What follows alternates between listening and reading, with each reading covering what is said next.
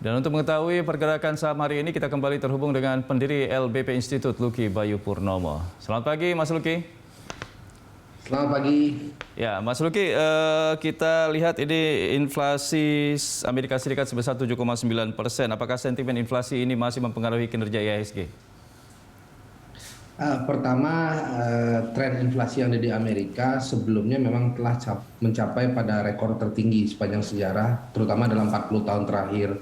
Untuk itu, kondisi dari kinerja indeks yang ada di Amerika itu memaknai bahwa sentimen tersebut menjadi sentimen yang minor atau tidak memiliki satu trigger atau pemicu yang signifikan.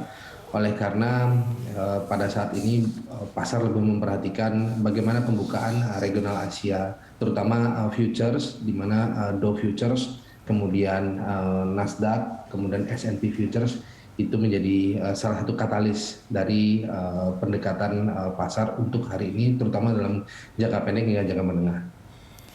Ya, ini pekan ini The Fed rencananya akan menaikkan suku bunga acuan. Nah, kira-kira sejauh mana nih daya tahan IHSG menghadapi sentimen ini dan dampak perekonomian Indonesia seperti apa menurut Anda nantinya?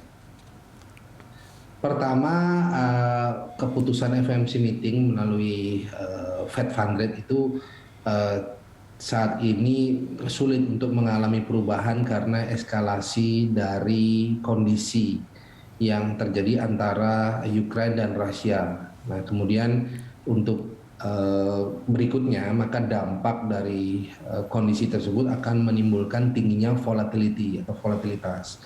Nah, kita bisa lihat bahwa dampaknya sendiri, terutama dalam kinerja indeks harga saham gabungan, kembali menguat karena tingginya volatilitas dan target daripada indeks tersebut dapat menguji level 7.000 dari angka pembukaan awal sesi pertama ini di angka 6.955.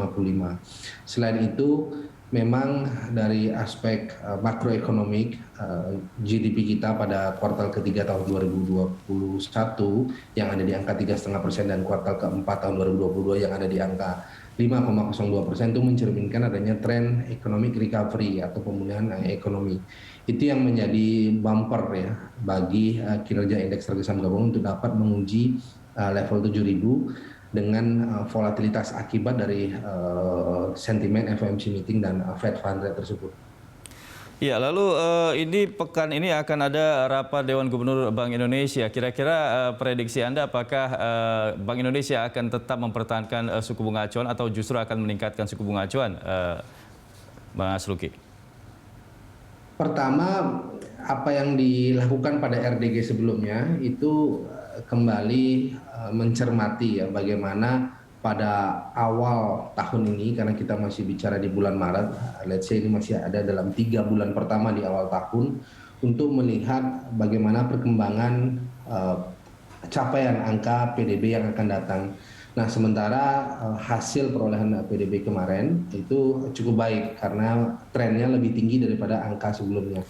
Sehingga perubahan suku bunga Bank Indonesia melalui rapat Dewan Gubernur saya kira belum dapat diputuskan dalam waktu dekat karena memang mempertimbangkan beberapa sentimen, antaranya adalah kinerja rupiah saat ini yang masih tetap mengungguli daripada kinerja dolar itu sendiri, di mana rupiah cenderung menguat dan dolar masih dapat mengalami pelemahan. Dan itu yang menjadi pertimbangan mengapa suku bunga masih belum memiliki sinyal perubahan. Ya, Mas Luki, ini neraca perdagangan di bulan Februari akan segera dirilis ini. Nah, prediksi Anda seperti apa untuk neraca perdagangan dan kira-kira dampaknya terhadap IHSG akan seperti apa? Pertama, untuk neraca perdagangan saya melihat adanya potensi terjadinya surplus, itu yang pertama.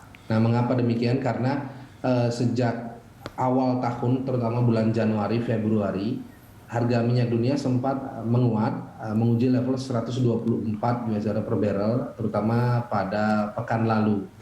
Sementara kinerja minyak yang dialami pada bulan Januari 2022 itu memperlihatkan bahwa angka 95 US dollar per barrel itu berhasil menguat hingga menguji level tertinggi pada awal pekan kemarin di bulan Maret.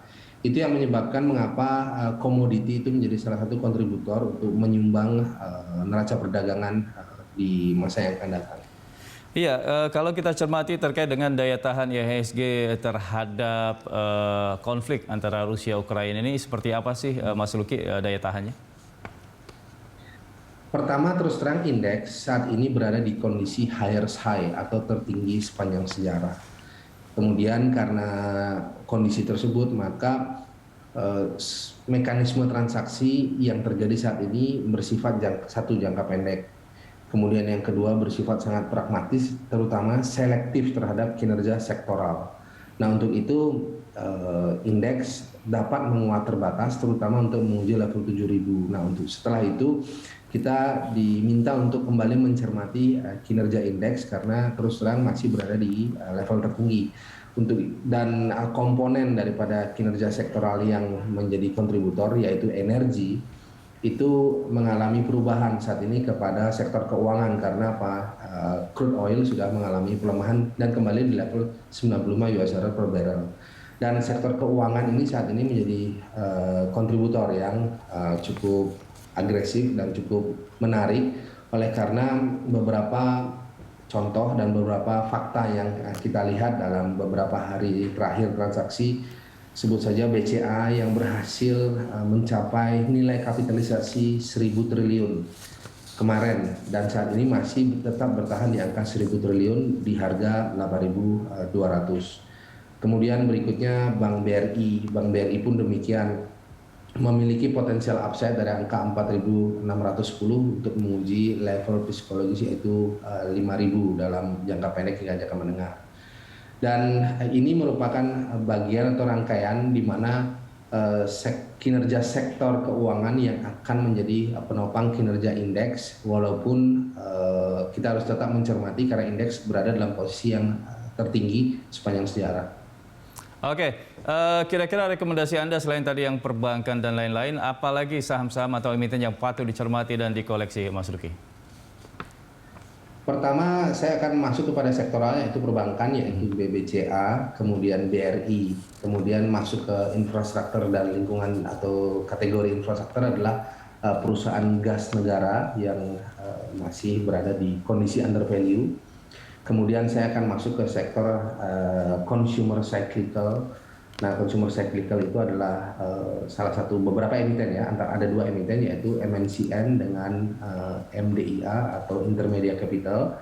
Walaupun harganya masih berada di angka 50, tetapi dalam beberapa waktu terakhir posisi tawar yang mencapai angka 52 itu mencerminkan adanya ketertarikan transaksi pada level Rp50 per lembar saham, sementara MNCN tetap masih menjadi emiten yang memiliki nilai aset tertinggi sebesar 20,14 triliun rupiah. Itu 4 rekomendasi untuk transaksi. Baik, terima kasih banyak Mas Luki atas informasi dan juga analisanya. Selamat kembali beraktivitas Mas Luki. Ya, pemirsa, demikian pendiri LBP Institut Luki Bayu Purnomo.